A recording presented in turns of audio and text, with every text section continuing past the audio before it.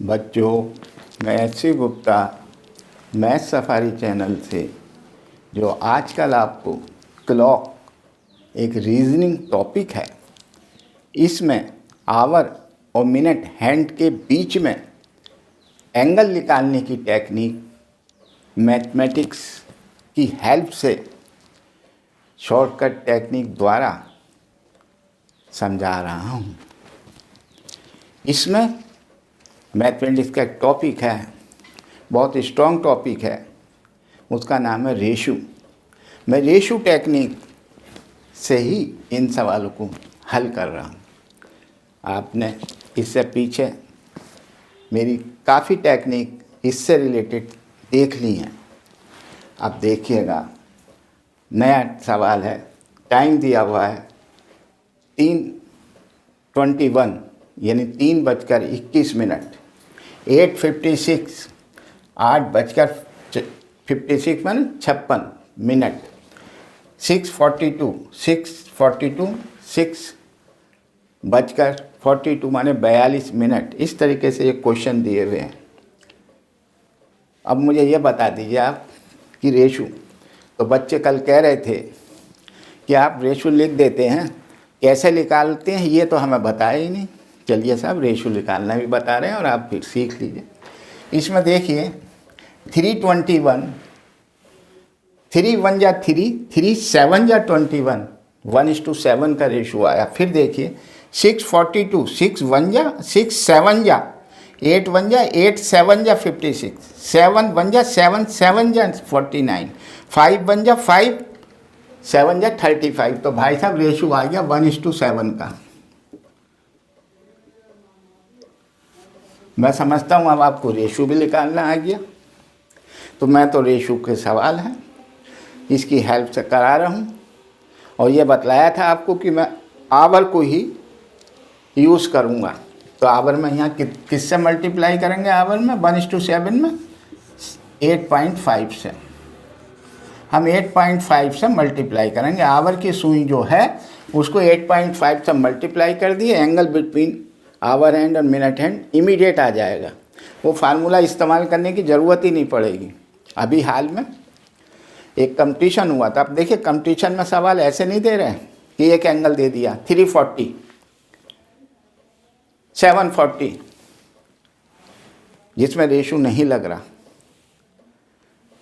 अगर रेशो नहीं लगता है तो आप ये टेक्निक इस्तेमाल करिए। इसीलिए तो है ये फार्मूला, ये तो गॉड फादर फार्मूला है। चलिए, तो अभी जो कंपटीशन में मैं बोल रहा था आपको, सवाल आया एग्जैक्टली यही रेशो था, यही 5 सवाल थे, 6 सवाल, और बच्चे एक एक करके एंगल निकाल रहे थे। अगर उन्हें ये टेक्निक आती होती तो सेकंडों में वो आंसर इसका लिख देते। टेक्निक आने का मतलब इसलिए है क्योंकि इससे पहले ये टेक्निक बनाई ही नहीं गई है, तो बच्चे क्या जाना है ना बात। चलिए, तो 1:7 आया, 8.5 से मैं एंगल निकाल लेता हूँ। चलिए साहब, थीटा की वैल्यू 8.5 से मल्टीप्लाई करने का तरीका ये है, शॉर्टकट टेक्निक भी सीख लीजिए। पहले 8 से कर दीजिए और इसका आधा करके ऐड कर दीजिए। 8 3 या 24 और इसका आधा करेंगे तो 25.5 और डिग्री है ये। 8 से करिए, 8 8 जा 64 और 4 68। थर्ड पे आइए, 8 6 जा 48, 48 और 3, भाई 8 से मल्टीप्लाई करेंगे तो 8 6 जा 48 और इसका आधा 0.5 से मल्टीप्लाई करेंगे तो 3 ही तो आएगा। तो क्या आया? 51। आइए, 8 7 जा 56, 56 और 3.5, इसमें आइए 8 5 जा 40 और 40 का इसका हाफ करके ऐड कर दीजिए। बोले निकल गए। ये आंसर था, ये क्वेश्चन था कंपटीशन के अंदर। ये सारे एंगल निकल गए कुछ ही सेकंड में। आप समय बचा सकते हैं अगर इस तरीके की टेक्निक को यूज़ करेंगे तो आपका अवश्य ही समय बचता है।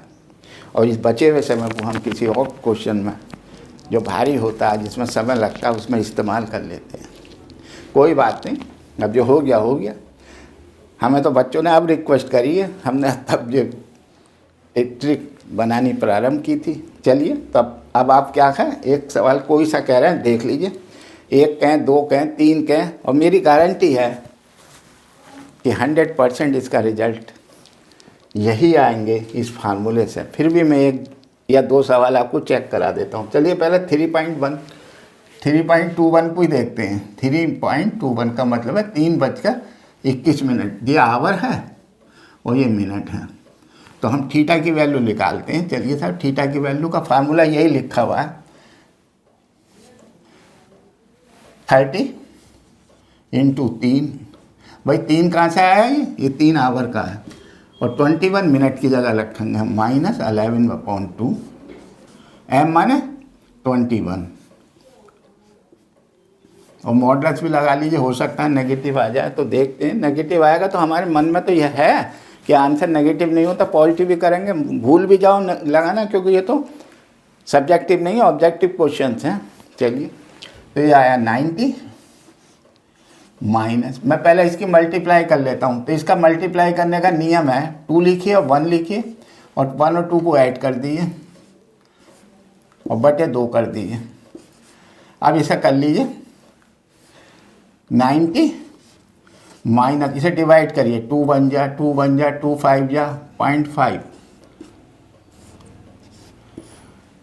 भाई ये तो नेगेटिव आ गया। तो मॉडल जो मशीन बैठी है हमारे पास, ये मशीन का क्या काम है? बाहर निकालेगी पॉजिटिव बना कर। चलिए साहब, इसे घटाएंगे तो आप क्या आएगा? 25.5। आप कहेंगे माइनस, तो मैंने तो घटा के मशीन के अंदर ही लिख दिया, आप चाहो ऐसा कर लो। अब ये मशीन का काम तो यही है, मॉडलस मशीन का क्या काम है? 25.5 डिग्री पॉजिटिव बनाकर निकालना।